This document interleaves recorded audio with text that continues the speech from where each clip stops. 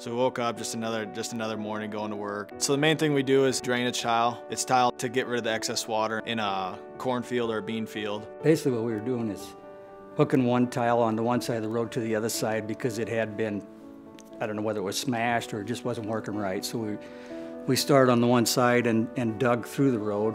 Start digging just like a normal day, and probably 3/4 of the way through the road, and I start hitting some concrete with the backhoe. And so Dad ran down there to clean it out a little bit, and I swung the bucket over to dump it, and I looked back and the whole side caved in. All I could see was just the top, just a little bit of his hair. And for some reason, I think I put my hand in front of my face kinda, which might have helped me have a little bit of air too, but then after that it was all done. So first thing I did was jumped out, went down in the trench, tried digging, and the top 6 inches was just the hard road where you can't dig anything. So I went back up in the backhoe and got on my phone right away, called 911. Usually with our business, we're out in the middle of nowhere, so I could kind of explain to them where I was. So then I'm still on the phone with them, and I'm digging with the backhoe, and luckily I can just see the top of his head. So I dig and pull the dirt, jump out, dig down, I'm still on the phone, and then I get down there and I lose service. Call 911 again, just throw my phone so they can track it. So I keep digging, keep going back and forth, jumping in and out because I knew I can't dig within a foot or two of him because I could have caught him with the backhoe and then it would have been done. I knew I had to get his waist up, out as fast as I could just so he had a chance to be able to breathe. So I got that out within probably 2 minutes. And at that point I didn't know if he was still alive or if he was gone. I went back and he was kind of falling over, and I went and had to put a spade up so he'd stay straight up so I could go back in the backhoe and dig some more.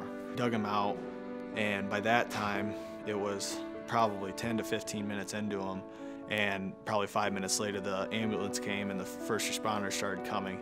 But I had everything dug out besides his right boot, and then the first responders helped me get that out, but then he tried walking out of the trench, and me and another guy carried him out and got him in the ambulance.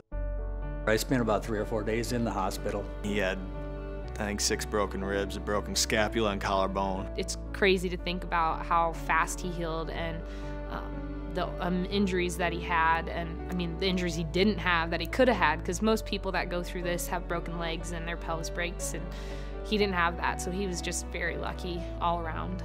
He's been with me, like I say, since 4 years old, you know, pushing dirt and digging dirt and running equipment, and he's good at that. I don't know how I did stay calm enough to do it, but it just kept going through my head. You just got to just keep going through the steps to make it out the best possible way you can. So they are very humble people. I mean, Cass we went to college, won 3 national championships, but you know, unless somebody asks him about it, he's not gonna tell you.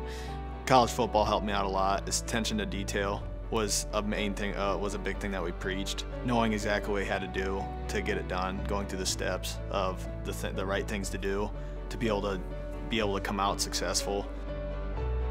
If I would have died that day, and he would have had to live with it the rest of his life. It's just, I'm happy he's back home with me, helping me out. So that's pretty neat.